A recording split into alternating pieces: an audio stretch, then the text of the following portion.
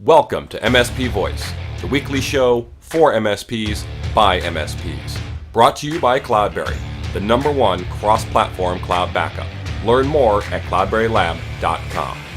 This is MSP Voice. Hello and welcome to MSP Voice. This is episode number 43. Today's interview is with George Monroy out of Texas. Good interview. Talks about how he got started. Really cool story about working for a company and then basically just kind of finding his own business instead of being a consultant for them. So really great interview today. Of course, some housekeeping items. MSPvoice.com is your source for all things MSP. We've got the last couple of webinars are up there now if you want to go and check those out. Highly recommend it. There's some really good information from both Venator as well as Tech Blog Builder. Got another webinar coming up in a couple of weeks, so I'll have that announcement up on the blog here very soon, so you can get registered for that one as well. Also, on a personal note, you may have noticed in the last episode, if you're watching it on YouTube as well as this episode, that my background has changed. That's because I have moved into a new home. It also means that I'm on a busy street now, so you may hear things like sirens occasionally, and some traffic. So just wanted to let you all know that. This is a temporary space, should be here for about next 8 to 10 months, and then going into a permanent place after that. So anyway, that's my personal stuff out of the way. A couple of stories for you this week. First off, Homeland Security warns of security flaws in enterprise VPN apps. So if you're using enterprise VPN from Cisco, Palo Alto, Pulse, and F5, you want to be aware of this, even though it's been around for quite a while. Essentially, what happens is they improperly store the authentication tokens and session cookies on a user's computer, which means that if a bad actor gets access to that computer, they can take that information and then impersonate that user into the network at that level of privilege that they have. So it's something that you need to be aware of if you use those particular apps. Now, Palo Alto has confirmed that it was vulnerable and they issued a patch. Others have known about it since 2013, but basically told users to roll out two-factor authentication instead of releasing a patch. CERT has warned that hundreds of other apps could be affected, so more testing is required. So something you want to keep tabs on if you use those enterprise VPN apps from those vendors. Next up is an interesting story that I saw on Channel Futures. There was a conference, and Forrester, who is an analyst group, one of their folks said that 70% of partners want out. Yes, MSP partners. This is his opinion, so it may not be reflective of you, but he basically said that for MSPs, they're considering throwing in the towel, and I kind of thought that was surprising. And it basically he's talking about the changing landscape, that you've got line of business buyers now and those types of things. They're different, so it's a different buyer, it's a different journey. You've got cloud services, so you got all sorts of these different things in, and maybe MSPs are looking to sell to make a way out. He's also mentioned profit margin is now 17%, so a quarter of MSPs around the world are losing money. So the average MSP, you're averaging break-even margins. So that sounds kind of doom and gloom, but I do think that there's still there's so much opportunity in this market, that it's not as doom and gloom I think it makes it sound. I think it makes for a good headline. But he does say that if you really want to grow your business is to look at specialization. He's talking about, if you're healthcare, focus on certain size clinics, you can go multi-levels deep in terms of your specialization. So there's definitely opportunity out there. But I thought it was an interesting article as one person's opinion in terms of the market. And next up, we've got Office Depot back in the news. This is actually this is over a week ago, but it just kind of Office Depot sent warning about CompuCom. They're not delivering. So they basically issued a warning that the CompuCom division is expecting to report an operating loss of approximately $15 million in the first quarter of 2019, which is being driven by lower than expected revenue from existing customer projects, compounded by less than commensurate reductions in associated expenses. So profitability was further pressured by ongoing expenditures to develop and market additional service offerings the company added. So things aren't going great over at Office Depot with the CompuCom purchase. We've talked about it several times on here, and I don't wish anyone any ill will, but I know we like to keep updated on these things, especially as Office Depot is might be wanting to Walmart the MSP industry, so to speak. But it doesn't sound like things are going great over there for that. Okay, so that's this week's quick news, and I will now leave you with my interview with George Monroy. Have a lot of fun, and talk to you next week. Hello and welcome. Today I am pleased to be joined by George Monroy out of San Antonio, Texas, with Monroy IT Services. George, tell us about yourself. Hi, my name is George Monroy. I actually had started my business in Houston a long time ago. Okay. Lived there most of my life. Decided the catalyst for moving to the San Antonio area was that I had a large client that was, when you start out one man, you try to get any client you can. And the way I actually got into it was that I worked for a large company as a temp. Well, they ended up letting go of the temps. And one of the system admins for a different location in Louisiana told me, hey, one of the sites that you were helping support in the Houston area, now they're not going to have support because they let go of all the temps. I'm like, oh, that's cool. So it was like, I've talked to, the director of that line of business, and he said that he'd be interested in talking to you to see if you wanted to cover that. So he essentially told me, hey, you should start a business and go take them as your first client. Wow. So it was a great opportunity for me because here I am just out of a job, and now the company that let me go, one of their divisions wants to bring me on, as a proprietor. So I went, met with them, started working 2 days a week. And in those 2 days a week with the hourly billing I was doing, I was actually making almost as much as when I was doing 5 days a week as a temp. Wow. So I was like, oh, this could be something lucrative, right? Definitely. It was an interesting start. After a while, it ended up going from 3 days to 4 days a week. And I was like, okay, I need to find some other clients. So I had picked up, like a little mortgage company here and a little retail shop there, but it never was enough to cover much of anything. And plus the other company was dominating all my time. So it just kind of went like that for a while, right? Didn't know anything, just was basically a tech, almost like I was before, but just with more places I worked. So it was super interesting. But the catalyst for me to move to San Antonio was a couple things. One was the company got bought by GE. So all of a sudden my large client was gone. Yep. Just had the few little clients. And then I ended up meeting my wife and moved out. She lived in the San Antonio area. Okay. So that's what brought me out here. And I eventually just relaunched my business in this area. Oh, great. Yeah. So, it's always interesting to hear how you got started in the services and, and the fact that, you were kind of at one job as a temp and then they let you go, but then they brought you back in as kind of a consultant or, as a tech again, but now under your own umbrella. That's pretty cool. That's how you got launched. Did you have any, did you go to college? Did you have any kind of formal IT education before all that, or? Yeah. So before that, actually, funny story with ITT being shut down. I actually went to ITT for 2 years, but for electronics.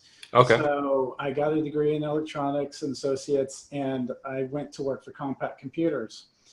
So I remember them.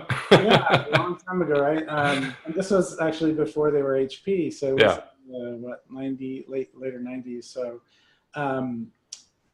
I worked there for a while, and while I was there, what was interesting was that we did the department I was in, we troubleshot the motherboards that failed on the assembly line. So they came to our department, and we had to use our knowledge of circuitry to figure out, which capacitor, which chip, or whatever was wrong. So that was fun, probably for about 6 to 9 months, because then the veterans there taught me all the tricks to be able to fix more boards quicker. Okay. I really didn't have to use a lot of the knowledge I had learned. It was just tricks. Yeah. Heat up this chip, freeze that chip, whatever, and depending what the errors were. So that got boring. So then I was like, okay, I need to do something else. I can't do this forever. So while I was there, I started reading books to work towards getting my own CSE, which at the time that was in Windows NT. Yeah. So that is kind of what got me into IT. I ended up getting some certs, and then I managed to get a job with a company that was super interesting. I had no Unix knowledge at all, but they hired me to come in and work upgrading all their terminals in Unix, that, you know, their scanners, all this networking equipment. And the guy basically said, here's a book. Then grabbed me, and I was like, okay. So he was paying me to read for a while, and then he was like, okay, this is what I'm going to need you to do, put a plan together and figure it out. And I was surprised I was able to do it. It was interesting and fun, and from there I just was really interested in the IT side of things. Cool. Yeah, I know, you know, a lot of times when you have that technical aptitude, you know, you're a problem solver. And so, you know, you kind of just generally tend towards learning quickly, especially when it's technology and those types of things. And, you know, kind of as you mentioned, sometimes the best way to learn is just to throw you into the fire and say, hey, here's a problem, fix it, even if you don't know anything about it. Exactly. So, you know, as you kind of, you know, started your own business, did you like start out as break fix, or did you, when you got to San Antonio, you said, oh, we're only going to do, you know, contract managed services, or you'd still do break fix? Is there a transition? Yeah. So, well, in Houston, obviously it was just hourly billing. It was kind of just more like a in-house IT person though. So that was still kind of like a help desk type thing and some projects. In San Antonio, I started off doing break fix because at that time I had to get whatever came. I didn't have the knowledge yet of doing MSP, and that came a little bit later. So it was 100% break fix. Okay. Obviously, as we know, break fix is very hard because you're trying to go and sell and find more break fix, and at the same time do the break fix. And being in person, it was just very difficult to get anything going. Okay. And then, you know, as your business has grown, have you found that you specialize in any particular verticals, or, you know, do you service a number of customers across, you know, all different disciplines? The industry for us doesn't matter. There are some that work better for us, like manufacturing, larger retail. For us, the main thing that we look for are companies that have management or ownership that really want to grow. Okay. We're very growth minded. We want to find all the issues that they're having, the business challenges that they're having, help them resolve all of those so that they are not hindered by their technology anymore and they can actually grow. And then in turn, we grow because they grow. Yeah. No, definitely. That's, you know, you always want to look for ways that you can help your customers grow, because like you said, when they grow, you grow. So it's important to find those. And you said large retail. I know some MSPs avoid retail. And the pain of that is that it's the weekend coverage, right? This particular retail, they only have 2 locations. They mainly supply, they deal in masonry type products. So they supply the construction industry. Yeah. So they open early, close at about normal business hours. Yeah.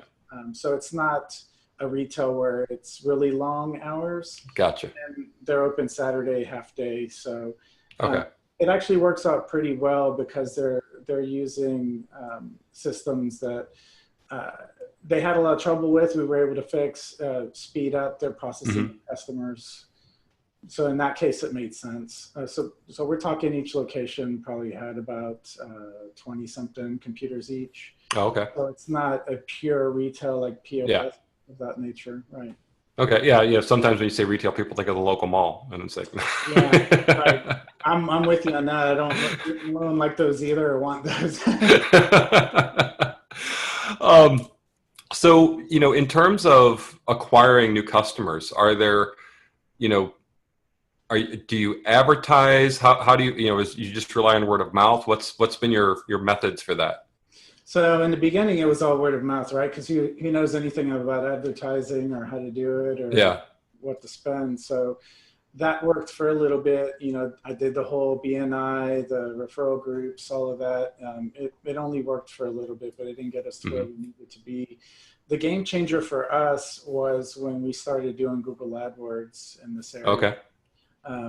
We pretty much come on top for all the Google AdWords search, and that really has driven a lot of traffic and some good quality leads for us. Yeah, and I noticed too, talking about AdWords, but even organic SEO, your blog is fairly active. So you have current information and articles. You've done some video and those types of things. So I'm sure that helps as well. Yeah, and the organic, that's something we kind of dabbled with in the past, let it go for a while because there's only so much you can do. But we've just started in March to go full on with organic. So I'm going to start doing more videos, Cool. more blog posts, just content that's unique, none of the cookie cutter stuff anymore. Yeah, I noticed your one video blog about the Office Depot and the little scam that they did on the slow computers and getting people to pay. Yeah, it's crazy, isn't it? I mean, a huge sell chain like that to do that to their customers. Yeah, so the Office Depot saga continues.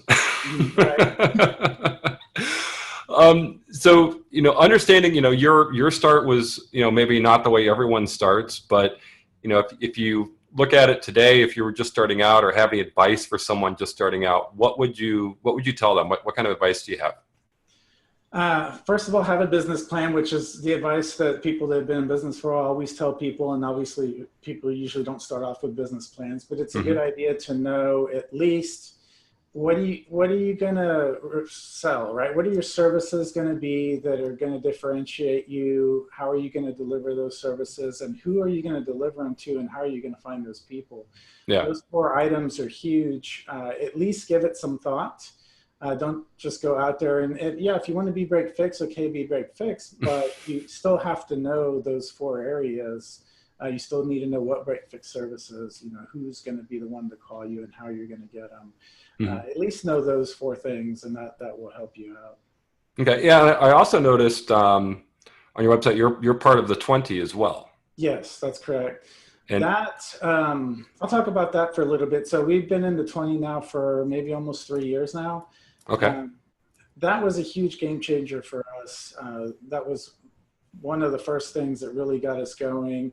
The reason being for that is that when you're small, you need all the help you can get. And the 20 for us it's the main thing it's brought is access to tons of other business owners that are in various stages ahead of us, behind us.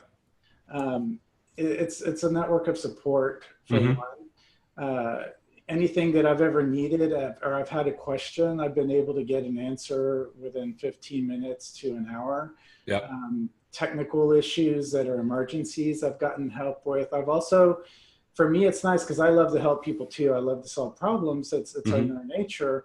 I've been able to help people as well when they've had issues. So it's more of a family kind of, if you want to put it that way. We're all independently owned and operated, but we're part of this larger thing that elevates all of us.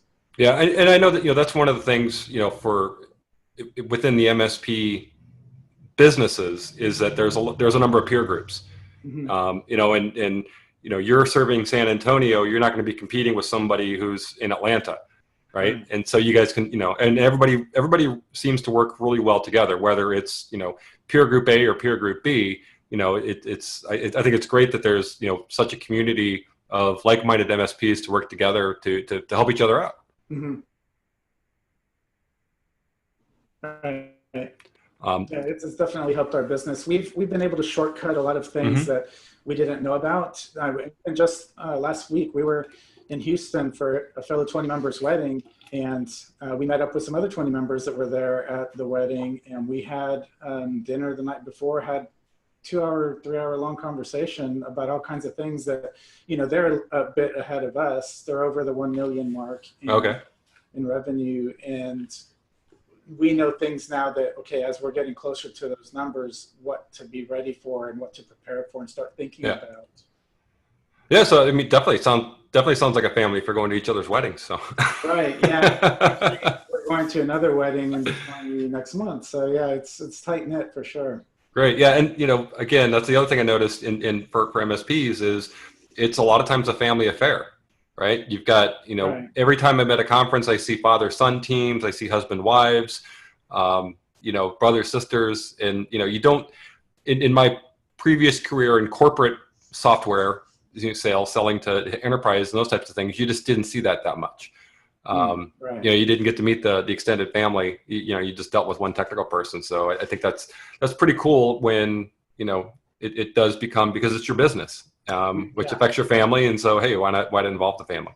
And as a matter of fact, it's kind of timely that we're having this meeting today, because today's actually my wife's last day at her corporate job, and she's full time with us starting tomorrow. She's been doing part-times with us since October. So great. she's going all in starting tomorrow. Well, great. Well, congratulations on that. It's always good to start on a Friday, right? Yeah, right. Speaking of community, I mean, I guess other than, the 20 and the peer group that you're involved with, what other communities do you participate in? Do you keep up tabs on Reddit and Facebook groups and those types of things? I'm in a couple of Facebook groups. Reddit, I dabble in once in a while. I'm not in there too often. I do participate in Robin Robbins. We just got back into that. To be in Robin Robbins years ago, and then we got back into it just last month. So we're in a little bit in that community as well. Okay, great. So thinking about what you do for a job, what's the greatest thing about being in managed services and what you do? Well, I'm a very social person. So like every time we get a new client, I'm excited. It's getting to meet new people. It's getting to learn their stories, seeing what the challenges are. But then also it's like the first 6 months I enjoy the most, because we can make some rapid change for them. Okay. So happy. And I like removing people's troubles. I know in business, we've had our troubles too. And it's always nice when someone's able to help us. So I just like being able to pay that forward. Okay. Yeah. I guess that is, it's kind of like the honeymoon phase with the customer, right? That first 6 months. Yes. Yeah. What about some of the things that aren't so great? What are some of the things that, is not the greatest part about doing managed services? Well, so talking about client acquisition and all the marketing, right? The sales part I have no problem with. I love going to meetings, and if I get a no, I get a no. That's fine. If I get a yes, that's great. That's what I'm looking for. The toughest challenge is the marketing. So we're taking on a lot of new marketing initiatives, and that really is the most difficult thing, is having enough time and bodies to do it all. So that really is the biggest challenge. I like the creative side of it, but the technical execution side of it and the planning side just bores me to death. So actually, my wife, who's coming on as CFO and marketer, she's heading that part up. So I'll be doing my part, but I won't have to worry about the technical back ends of it. Yeah, you'll be able to hand that off to her. That's great. Makes it easy. Yeah. Thinking about technology, just technology in general, doesn't have to be related to what you do. What technologies are you most excited about that are either now or maybe in the near future? For me, the main one is artificial intelligence. It just interests me in what it can't do right now, and what people think it'll be able to do. And you hear things like, oh, it'll be able to do this in 10 years. I'm like, I don't know. I mean, I'm a little bit skeptical, but I think there's a lot of promise. But also, I think it's going to be the most earth-shattering, because we don't know what effects it'll have on the economy as far as jobs. Think about our space too. Even if people can automate a lot of the work that's out there for companies, then are we going to become less relevant, or are our revenues going to fall? So, but it's still pretty exciting to see what can possibly come out of it. And then there's all the sci-fi doom and gloom. So there is that. Yeah. But I do know, like when I'm driving, to be able to just give a voice command, and like for maps or whatever, it's extremely useful. And it's getting better, because it used to be you had to know the exact key phrases and those types of things, and now it's like you can just say, find a gas station on my route, and it'll automatically say, oh yeah, here's a couple, and it shows you the prices. And I mean, that's kind of the basic stage we're at now. I just imagine in the future it'll be even more robust in terms of what it can do. Right. In the short term, I'm looking forward to Texas legalizing self-driving. And then once Tesla has perfected that, I want one so that I don't have to drive anymore because, in our space, we have to drive from customer to customer. Yep. I'd rather be able to work or read or do something else instead of being behind the wheel. Yeah, and that's I traveled a lot in Europe, and I took the trains everywhere because it's like Isn't you that just awesome? you can get work done. Right. Trains never really took off that much here. Yeah. And now they're talking about trains. It's like y'all had all the rail lines that y'all ripped up. Yep. So that's kind of what you're excited about. What technologies are you most worried about? I guess I'd have to say AI has that negative side to it that could probably automate some of the things that we do. So I'm always kind of thinking, okay, what do we do today that we're trying to automate, but that maybe AI will be able to set up automation for later? Yeah. So where do we have to take our business in the near future, start thinking about what services to offer? Where can we not automate ourselves out of business? So that's one of my biggest worries. Okay. Yeah, I think we're a little ways away from that. I'm hoping before making us all obsolete. Right. Okay, so we're now to the fun part. It's our rapid fire round. So this is actually, it's really easy. Just 6 questions. Just the first thing that comes to your mind. Don't overthink it. All right. Are you ready? Yeah, let's do it. All right. Apple or Android? Oh, Apple. Okay. Mac, Linux, or Windows? Still got to be Windows. Okay. Amazon, Azure, or something else? Azure. Okay. Local backups, cloud, or both? It's got to be both. Should you always virtualize? Yes. Okay. And which is worse, printer support or vendor cold calls? Printer support. Okay. That one's, yeah. That one's about 50-50 on that last one. Okay. Yeah. So, but I think printer support might be waiting out just a little bit, Uh-huh. because you can always hang up on a vendor. Well, I understand where they're coming from because I've done cold calls and I know what they're trying to do. But for me, it's easy as far as if they're trying to get my business, I just shoot them over to the 20 because we purchase most everything through the 20 anyway because we get better buying prices. So I'm like, don't talk to me. You got to go talk to the 20 if you want to be a vendor. Yeah. No, that makes sense. So it's easy. Before we leave, any last tips or tricks or tidbits of information you want to leave us here?